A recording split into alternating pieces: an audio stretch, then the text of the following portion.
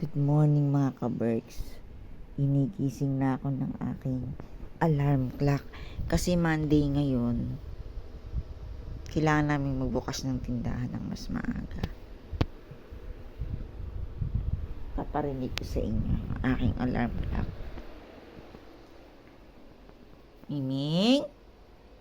Ming? Oh, you wake me up?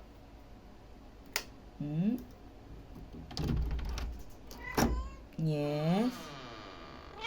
Oh. Ano? Thank you for waking me up. Oo, kasi Monday. Okay. Have a good morning, everyone, and have a great Monday ahead of us. Yes. Okay. Okay. Kakape na tayo. Titimpla na tayong kape. Yeah? Sige na. Lalabas na tayo.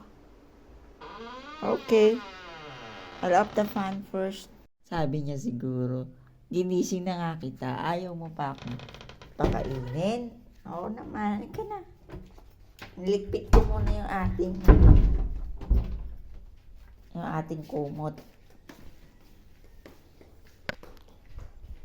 Let's on the light first.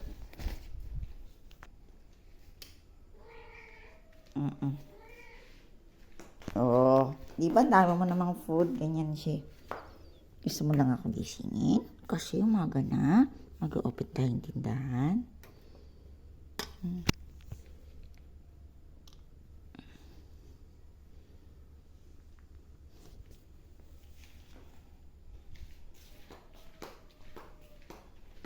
Tingnan natin yung labas. It's dark pa. Ayan po yung tindahan ko. Nandito lang kasi siyempre medyo ayaw na natin ng rat race, so dito na lang natin inilagay muna yung business, small business. Pero siyempre po minsan nagsisimula lang ang lahat ng mga bagay sa maliit. Try nating palakihin. Sabi nga kung ano daw yung gusto mo, lahat daw ng gusto mo, it's already here. So, kukuhanin mo na lang. Ititig mo na lang. Ayan po. O, diba? Minsan natutuwa ako So, kukwentuhan ko kayo habang mag-iint ako ng water. So, bakit natutuwa ako? Kasi minsan po, nilabas ko na, pinasok ulit yung halaman ko.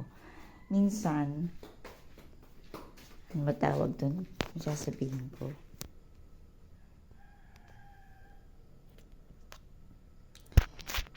Wala po talaga tayong kasiyahan, no? Dati, gusto ko lang talaga na paglilibangan ng tindahan. Actually, it's not paglilibang, pero talaga gusto ko ng something na may maiiwan ako sa pamilya na pag-aakabalahanan nila para meron kami pagkain sila, meron silang source of income. Mga pamangkin ko, gusto ko na silang i-train. Dapat marunong silang kumita ng pera.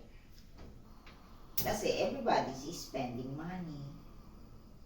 But not everybody knows how to earn money. Hindi nila kayang gumawa ng pangkabuhayan. So, yun po.